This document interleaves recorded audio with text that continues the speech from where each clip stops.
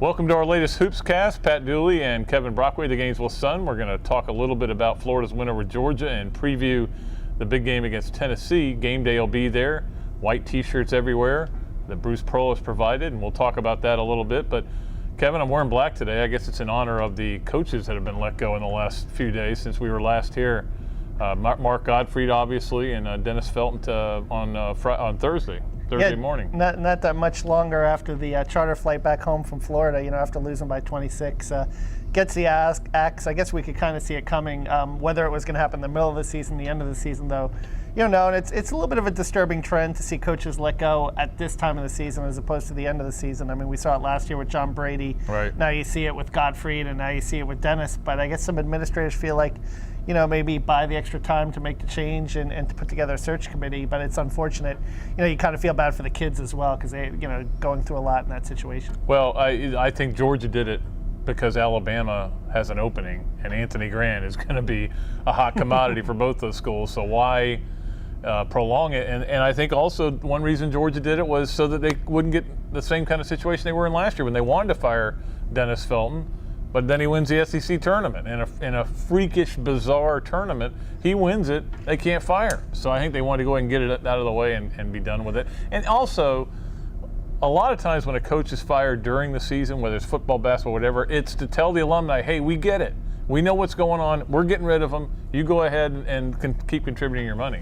Yeah, and I think that, too, it's, it says, we talked at length, last edition about Dennis's problems and some of the things that were going on there. But really, in watching that team play Wednesday night, I mean, it just didn't look like there was much in the way of hope or in the future. When you have especially when you have your best recruit, Howard Tompkins, a big 6'11" guy, out on the perimeter drifting around taking threes instead of using his body in the basket. That just tells you that maybe, this program will never flourish under Dennis. Yeah, and I was telling you earlier that I've always thought Dennis was probably a pretty solid coach with just not enough players, but after last night or Wednesday night's game, I don't feel that way anymore. I mean, that was just awful. So Dennis Felton out, Mark Gottfried out, and I have said for years I didn't understand Mark Gottfried, why there were people that really were in love with him. I didn't think he was much of a coach. Whenever you see him on the sideline, he looks like a deer in the headlights. But he had some numbers. He had some, they were in the Elite Eight just a few years ago. I just think he's kind of fallen into it with players, but it still goes back to the same thing. It's all about your players. You can coach them and you do a good job, but we're still talking. We're sitting here today. Billy Donovan just keeps getting more of a dean in the SEC. Exactly. I think the main thing with fans is and alumni, and they want to see progress. And, he made the Elite Eight, Gottfried did in 2004, but what had he done since then? Or where had they progressed? Had they broken through and made the Final Four? And the answer was no. And he's had some talented teams. He had some talented players. Sure. Alonzo G, Richard Hendricks, Ronald Steele before all the health problems. Those were pretty talented guys and was unable to break through with that group to the level maybe that, the people in Alabama thought he should have.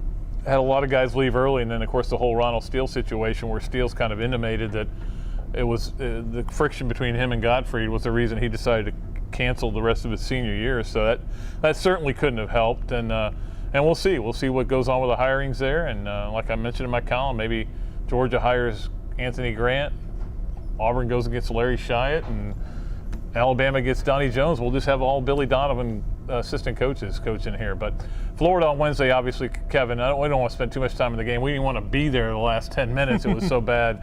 Just destroyed Georgia. But a big night for obviously for Nick Calathis. Yeah, and a triple-double, a second in school history, third in school history, his second. Right. And what does that say about his ability that, to have three, and all the great players that have come through Florida, for him to have two of them, I think it certainly says a lot. And, Billy had been impressing on his guards to rebound the basketball. That was a really big point of emphasis. And I think Calathis has kind of answered the bell there. 13 rebounds, getting in there, getting in the middle while other guys are boxing out. And when you can have those kind of games, with the way he passes the ball and the way he scores, it's, I wouldn't say easy to get triple doubles, but certainly the numbers can pile up in a hurry. Well, the thing about it, he's the only guard who's going to get rebounds because the other ones are all under 5'9", so he's got to go and get them if they're going to do that. And, of course, had the big game, and Florida rolls to an easy victory. And now heads up, when we talked about this, same exact record as last year, kind of the same exact thing in their way. They've got 2 games with Kentucky, 2 games with Tennessee, at LSU, at Mississippi State. So we're going to find out about this team. And everybody keeps asking me, and I know you, the same question: how is this team different from last year? And I keep answering the same way. I don't know if they are. We'll find out over the next 10 games. Well, yeah, I think they're a little bit better defensively, but I think we'll see that certainly on Saturday. And I know Billy kind of downplayed it when we were talking today about the fact that Tennessee last year hung 100 on them. Remember, 102 in Thompson Bowling Arena, and that's a game that kind of Tennessee and Florida play those similar styles where they get up and down the court. So this could be a game in the 70s or the 80s, but this could be a game where it's in the 80s, but Florida gets some big stops at the end, and maybe that shows that how their defense has improved. And I think that the matchup zone, things are starting to come together there, along with the press. It seems like they're a lot more comfortable. A lot of the players are a lot more comfortable with that style, with that zone style, because they feel like they're a more cerebral group, and it kind of makes up for their athletic shortcomings a little bit. Yeah, and obviously you don't get, just like you said, you don't have the matchups where you have issues because you're always moving around in the zone. But it seems like they're going to be an exclusively zone team now. I guess the last 3 games, have they played any man-to-man that I've seen? Very few. I mean, every once in a while they'll sprinkle it in there, but it's mostly zone. And Billy even says he doesn't like playing that way, but you got to play sometimes with the hand that you're dealt and with the cards that you're dealt. And I think he realized with this team, early on in the season, Kansas City, they tried to play a little more man. And what happened was Werner got in foul trouble, Tyus got in foul trouble. You couldn't, you couldn't play that style of play. So I think it's effective. It's working for them now.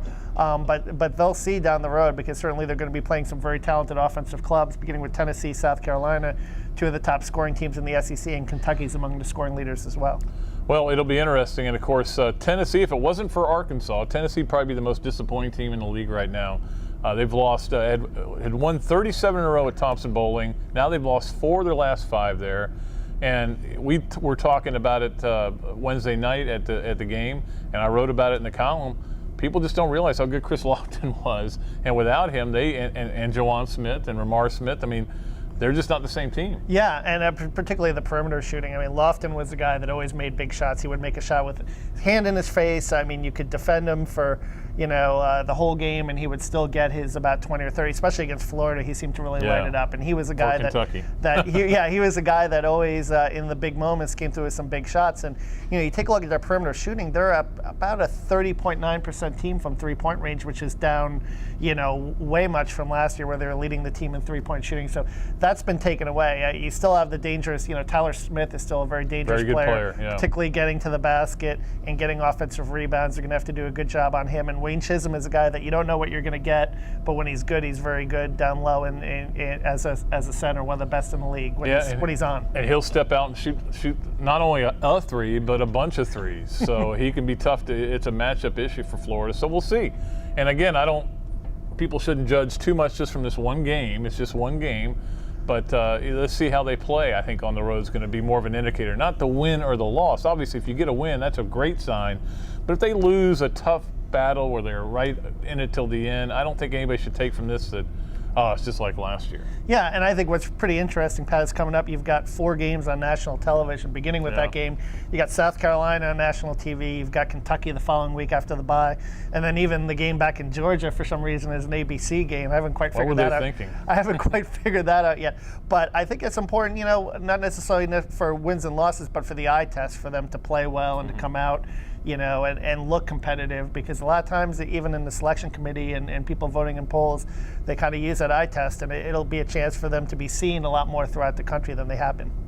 Well, we'll see what happens with that game for Florida at Tennessee at, I started to say Neyland Stadium. I don't think they're going to play there, but that would be kind of fun to watch, 100,000 people watching a basketball game, but at Thompson Bowling Arena, and Kevin will be up there and bring you the report on the game on Gatorsports.com and in the Gainesville Sun.